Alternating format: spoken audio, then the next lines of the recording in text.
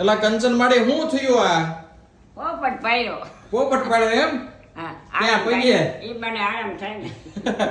આરામ તો છે પણ આ પગે શું થયું ફ્રેક્ચર થયું ઠીક તો નથી થયું હા હા પણ આમ બોલી ગયું છે, આમ હેઠે આવી ગયું ને હા હા એટલે પાટો બાંધી દીધો છે કે અઠવાડિયે પાસે પાટો બાંધી દે. અઠવાડિયું પાટો રાખવાનું કીધું હા, પાછો જ આવી જાય બંધાવાળો સોમવારે.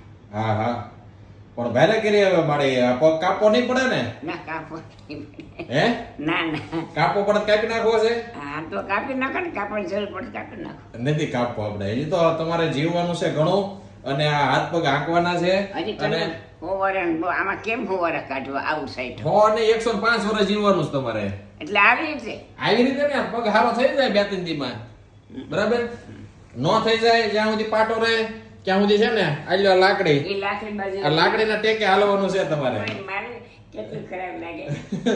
હજી રહો મોઢામાં દાંત નથી રહેતો લાકડીને ટેકે નથી હાલવું ખરાબ લાગે છે લાકડીને ટેકે તો હાલવું જ પડે ને નો હાલવું પડે ના રે ના ગમે નહીં લાકડી.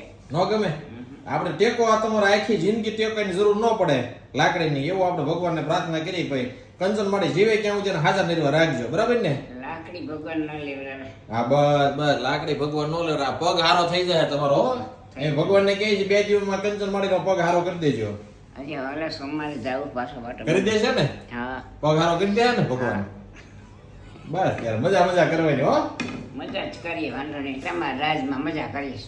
અરે સદભાવનાના રાજમાં ભગવાનના રાજમાં તમે આવી જાઓ સદભાવના, ભગવાન આવી જાય, તમે આવી જાઓ. હા હા